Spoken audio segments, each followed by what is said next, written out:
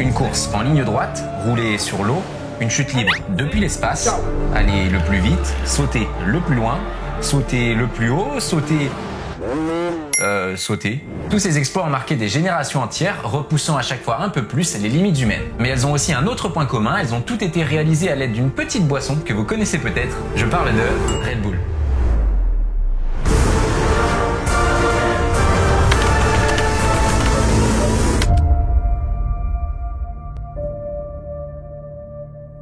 Alors oui, cette toute petite canette que vous avez sûrement déjà vue a une histoire bien singulière. Mais avant de vous raconter la formidable épopée de Red Bull, je vous invite à vous abonner à cette chaîne YouTube et à activer la petite cloche, ça aide énormément la chaîne YouTube, et nous, on passe à notre histoire. Alors, comment ça a commencé tout ça? Faut bien un début à tout. On est dans les années 40, en Thaïlande. À cette époque, le pays traverse une grande crise migratoire qui va considérablement augmenter la population de ce qu'on appelle à l'époque le Siam. On retrouve quelque part le petit Chaleo Yuvedia, il ne le sait pas encore, mais il deviendra l'homme le plus riche de son pays. Pour l'heure, il se forge un chemin en aidant ses parents dans diverses occupations, à la pharmacie de son frère, à la conduite de bus, tout ça. Problème, conduire ça lui va 2 minutes, mais au bout d'un moment, ça l'énerve. Allez hop, ça dégage. En 1962, il ouvre TC Pharmaceutical Industries, une entreprise de médicaments. Ouais, parce qu'il avait travaillé dans une pharmacie avant, d'où le lien. Alors il va se mettre à vouloir produire une boisson qui redonnerait de la force aux ouvriers, mais pas comme ce truc-là qui existe déjà. Ça, c'est le Lipovitan D. Qui a envie de ça, sérieux? Chaleo, il se dit exactement ça, alors il va se mettre à créer une alternative, la Krating Deng. Krating Deng. Comme ça t'évoque rien, mais quand je le passe dans Google Trad, et oui, Chaleo, il va tout construire. Voilà, le produit, la marque, les pubs et même le logo, là, les 2 taureaux, c'est lui. À ce moment-là, on est dans les années 80, la boisson marche plutôt bien, mais c'est pas foufou, quoi. Alors apparaît Dietrich Matezic. C'est un directeur international d'une marque de dentifrice. Oui. Comme il voyage beaucoup, il découvre cette boisson révolutionnaire en Thaïlande et pour lui c'est le déclic, il veut importer cette boisson énergisante en Europe. Donc il va toquer à la porte de notre bon vieux Chaleo. Problème, c'est non. Pas possible. Alors c'est pas possible non pas parce que Chaleo est pas ok, hein, non absolument pas, c'est parce que le gouvernement l'interdit. Tu ne peux pas racheter une entreprise thaïlandaise si tu es étranger.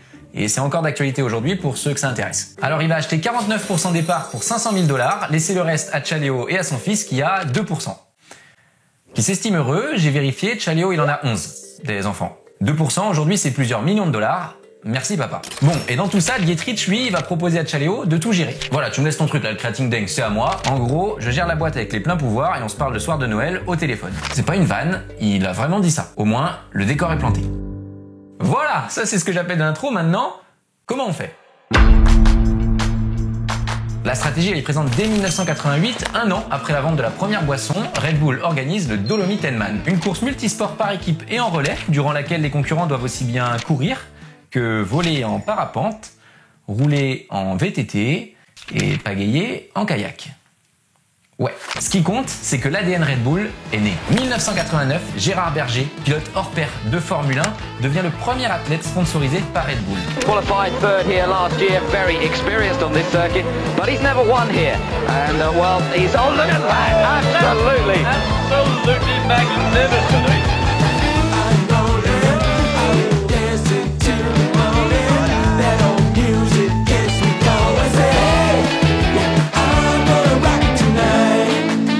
Hasard ou pas, Gérard va subir un terrible accident lors du 2e Grand Prix de la saison et s'en sortir indemne.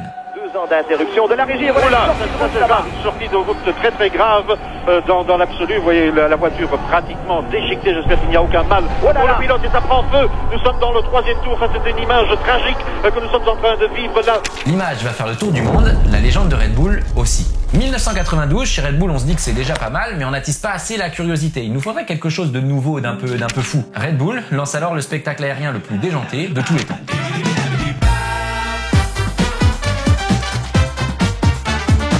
Le but, c'est lancer d'une rampe dans des machines volantes elles-mêmes inventées. Je sais, ça sent la belle idée de merde. La devise est assez simple, ils retomberont tous. Alors oui, je sais, t'oses pas le dire comme ça, mais oui, c'est un peu ringard. Pour autant, la légende se répand, Red Bull est capable de tout. 1994, 95 et 97, Red Bull va débarquer successivement en Allemagne, en Grande-Bretagne et aux États-Unis, arriver en Formule 1, sponsoriser ses premiers pilotes, bref, développer son emprise dans le monde du sport extrême. Mais un pays non loin de l'Autriche résiste encore et toujours à Red Bull. Ce pays, c'est la France. C'est non. Et l'entreprise va sortir le grand jeu. On est en 1997, en France, à La Rochelle, et Red Bull décide de relancer un très vieux sport qui s'essouffle un peu au fil des années, le plongeon de haute voltige. Just falls. Oh, he's got a hold it. He's moving a little too fast. Oh, he punched through. Good dive. Ça y est, c'est officiel, Red Bull a trouvé sa recette, son patron est capable de s'offrir un musée de jets privés. I'm rich. On entre donc dans les années 2000 plutôt sereinement, Red Bull n'a plus vraiment de limites. On crée carrément des disciplines, genre imagine on prend des joueurs de hockey, mais au lieu de faire un match, ils font la course. Those guys are not having an easy time.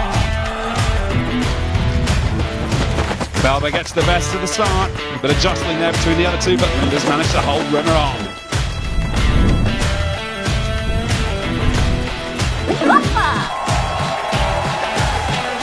And no one's happier than this US-born hockey player right now. You're smoking, man. Yeah, mate. I feel super. Le crashed ice, mesdames et messieurs. On prend une arène de corrida, on y met genre une grosse bosse avec une rampe, on prend les meilleurs pilotes de freestyle et on fait la première compétition officielle de ce sport. The first ever Red Bull X-Fighter. In 2001, it was an incredibly young sport and really hadn't spread much beyond the US. But 2001, Valencia, Spain, in a bull ring, the top riders in the world all come together. Oh my goodness! Oh! He goes for it right off the bat! Ooh, that one had to hurt. Voilà, c'est comme ça que sont nés les X-Fighters. On a une montagne dans l'Utah là, on sait pas vraiment quoi en faire, mais ça semble impossible de la descendre en VTT, on le fait? I was so stressed, I literally did not sleep for 4 days leading up to the event.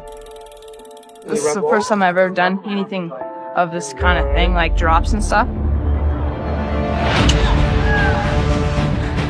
There's big names, you know, huge talent from all over the world. Je m'appelle Cédric Garcia, j'ai 24 ans, je suis français, j'habite à Pau.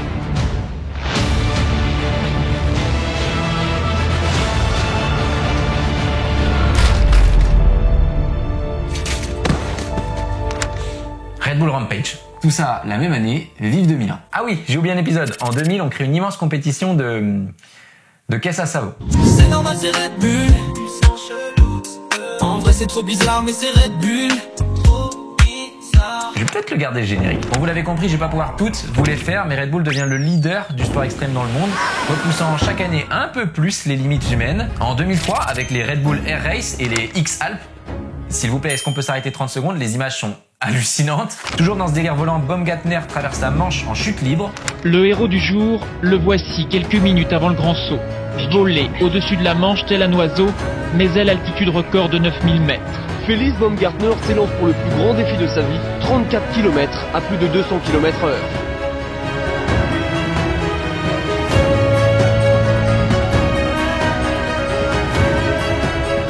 Atterrissage impeccable, mission réussie. Ça méritait bien un petit bisou. Et du coup, pourquoi autant de délire avec ces hommes volants là? Red Bull donne des ailes. Oui. En 2004, Red Bull continue de faire tout ce que je viens de vous dire, mais en plus, il remporte le Dakar avec Nani Roma. Au moment du départ, chacun a rendez-vous avec soi-même. Et peut-être personne n'en a ressenti une joie aussi profonde que Nani Roma. Et c'est un événement important parce que ça prouve qu'au-delà de gagner ses propres compétitions, Red Bull peut aller gagner des compétitions qui sont totalement historiques. En 2007, il en est de même pour le foot et le hockey. Après, ne vous inquiétez pas, ils continuent aussi leur petit délire. Ça va? Le Red Bull Paper Wings. Tout devient étrange. C'est normal, c'est Red Bull. En vrai, c'est trop bizarre, mais c'est Red Bull. Trop bizarre. C'est normal, c'est Red Bull. En vrai, c'est trop bizarre, mais c'est Red Bull. Trop bizarre. Par contre, est-ce que quelqu'un s'est inquiété pour la vente de canettes là? Parce que en France, c'est toujours pas ok. Hein. Quelle indignité. Est-ce qu'on peut faire quelque chose? En 2008, c'est d'accord. Parfait. Pour fêter ça, on va sauter l'Arc de Triomphe alors. Voilà, hop. 2009, les images sont spectaculaires. Robbie Madison saute sur une réplique de l'Arc de Triomphe à Las Vegas avant d'y redescendre. He made it look so easy. What more is there to say? Et là, tu vas repartir mal, mon copain. Here we go.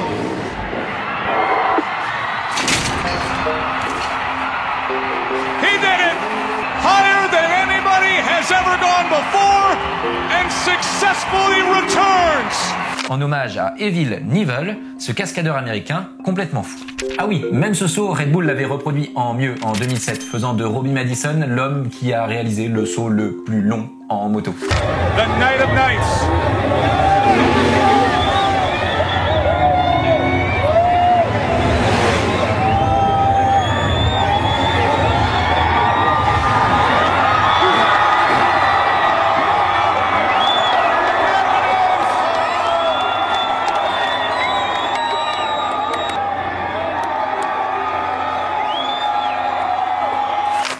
On a fait le saut le plus haut, on a fait le saut le plus long. Donc qu'est-ce qu'on peut faire après? Par exemple, on peut peut-être vitesse, non, rouler où? Sur l'eau? Ok, on peut rouler sur l'eau. Ça tombe bien parce que Robin Madison en plus il aime bien le surf, il aime bien la moto. Alors il se dit peut-être on peut faire les deux. Il va toquer à Red Bull comme ça, il leur dit est-ce qu'on pourrait pas faire le record par exemple de la distance parcourue en moto sur l'eau?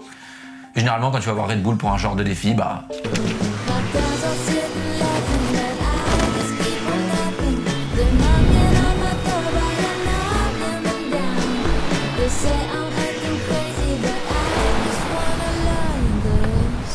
Red Bull va d'ailleurs continuer d'organiser des événements dans les plus beaux endroits du monde, comme par exemple à Londres, le long de la Tower Bridge, où on réalise un backflip, ou comme ici, sur la plage rouge de Moscou, l'équivalent de la Maison Blanche russe. En gros, c'est fou. D'ailleurs, en 2006, je me souviens, j'étais dans la cour d'école et une rumeur se propage comme quoi une vidéo tourne sur Internet où un pilote réalise un double backflip. Ce pilote, vous le connaissez, c'est la légende Travis Pastrana, et si vous vous demandez, oui, les images sont toujours aussi folles.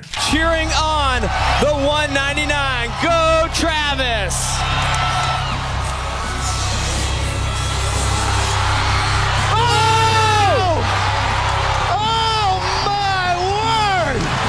Double backflip from Travis Pastrana.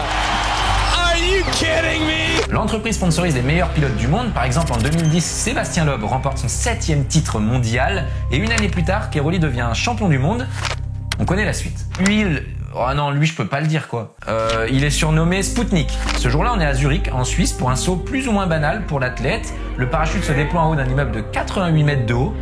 Il saute, une rafale devant la trappe, le bilan est sans appel, il décède des suites de ses blessures. Alors Red Bull endosse, c'est la dure loi des sports extrêmes, on ne va pas s'arrêter. Felix Baumgartner rentre dans l'histoire en battant le record du saut le plus haut du monde. On est à Roswell, au Nouveau-Mexique. Ce jour-là, des millions de personnes ont regardé le décollage en direct. Celui-ci s'effectuant à une hauteur de 39 km de haut. Oui, parce qu'on pourrait croire... Non, c'est vraiment le haut, quoi.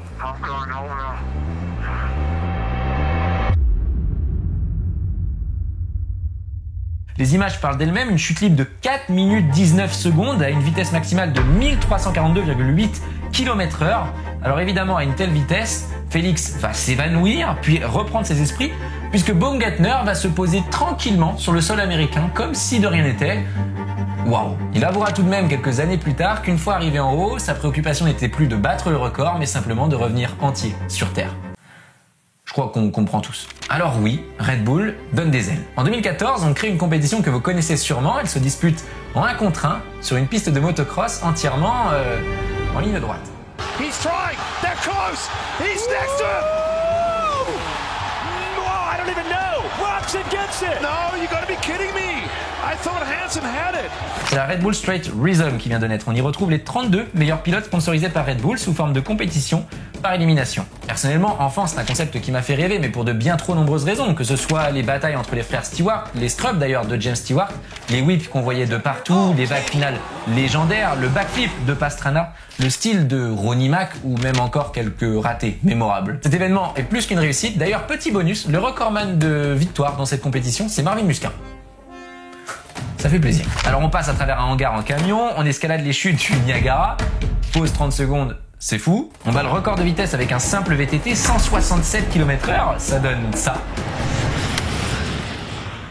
On saute d'un avion pour rentrer dans un autre avion. Allez, on y va. On est parti. Ok, vous pouvez voler sur moi. Voilà, il nous approche.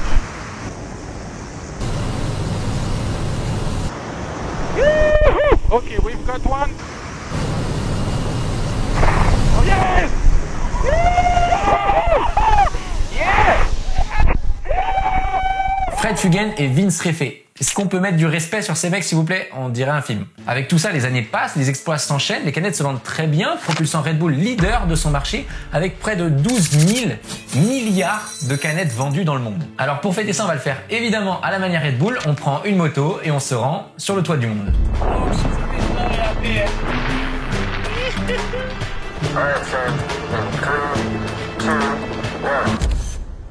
Récemment, vous l'avez sûrement vu passer, Tom Pages, l'inventeur du bike flip, du flip et du front flip, rien que ça, s'est jeté dans le vide en réalisant un double front flip, saut qui inspira Tom Cruise d'ailleurs, qui le reproduira quasiment à l'identique dans le dernier Mission Impossible.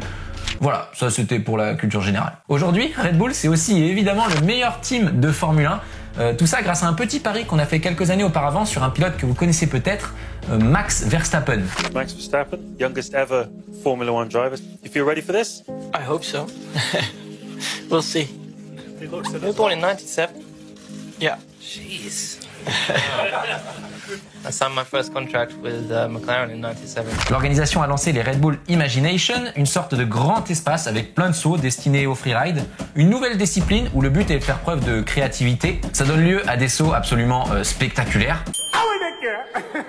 On a aussi la Red Bull Romagnac, c'est un art d'enduro mais vraiment hard, c'est-à-dire que si tu finis entier l'épreuve, c'est un exploit. Par exemple, il y a une montée impossible, mais vous commencez à comprendre comme c'est Red Bull, elle est vraiment impossible. Enfin voilà, j'aurais pu vous parler d'un million d'autres événements tellement Red Bull est présent partout aujourd'hui. C'est plus de 800 athlètes à travers le monde dans les sports extrêmes, mais aussi traditionnels, passant de Neymar à Verstappen, de Kameto au Lawrence. Red Bull est présent partout où l'émotion passe. Ils investissent énormément, ils ont créé leurs propres médias, ce qui leur permet de toucher plus de gens, donc de vendre plus de boissons, de gagner plus d'argent, le réinvestir pour faire des projets toujours plus fous, qui toucheront toujours plus de monde, pour faire toujours plus de projets, etc., etc. Et j'ai plus de voix. J'espère que vous avez apprécié cette vidéo, c'est un nouveau format sur la chaîne YouTube, j'ai adoré le réaliser. Si jamais j'ai pas parlé d'un événement, n'hésitez pas à laisser un message dans les commentaires, c'est fait pour ça. Vous pouvez vous abonner, partager cette vidéo, c'est le meilleur moyen de faire connaître la chaîne en réalité. Nous on se voit très bientôt et pour ceux qui sont restés jusqu'ici, à la vôtre. Oh, je sais pas ouvrir une canette moi. En vrai c'est trop bizarre mais c'est Red Bull. Ouais mais pas à dire c'est bon quand même.